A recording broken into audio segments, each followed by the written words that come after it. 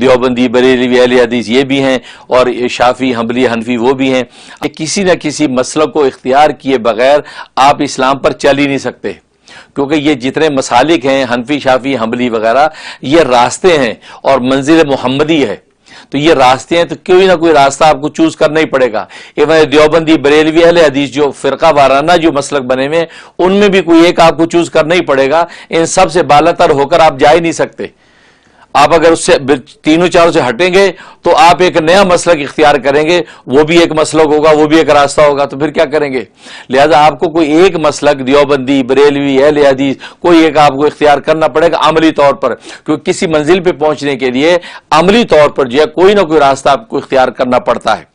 اسی طریقے سے حنفی شافی میں کوئی نہ کوئی ایک راستہ آپ کو اختیار کرنا پڑے گا، پھر آپ منزل پہ پہنچیں گے.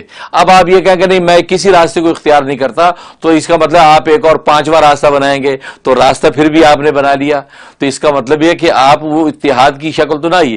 ہاں اتحاد کی شکل اب صرف یہ ہے کہ راستہ اپنا اپنا اختیار کرے اپنے شرع صدر کے مطابق اور اپنی علمی تحقیق کے مطابق. اب ایک دوسرے پر تنقید نہ کریں، تم کافر ہو، تم مومن ہو، تم جھوٹے ہو، تم غلط ہو، یہ شرک ہے، وہ بدعت ہے. نہیں، یہ کہنے کہ یہ ایکسٹریمسٹ جو انسان ہو جاتا ہے وہ یہی کرتا ہے کہ بس اپنے راستے کو کہتا ہے میں حق ہوں باقی سارے باطل ہیں، میں مومن ہوں باقی سارے کافر. اس کی اجازت نہیں. آپ اپنے راستے پہ چلتے چلے جائیں، ایک دوسرے پر تنقید نہ کریں، منزل پہ پہنچ جائیں گے. جیسے ریل گاڑی میں انسان بیٹھا، کوئی برتھ کے اوپر بیٹھا ہے، کوئی فرسٹ کلاس میں بیٹھا ہے، کوئی سیکنڈ کلاس میں بیٹھا ہے، کوئی اکانومی میں بیٹھا ہے، کوئی نیچے ہی بیٹھا ہے، سارے گاڑی میں بیٹھے، کوئی ایک دوسرے پہ تنقید نہیں کر رہے ہیں، اپنی اپنی منزل پہ جب پہنچیں گے سارے پہنچ جائیں گے.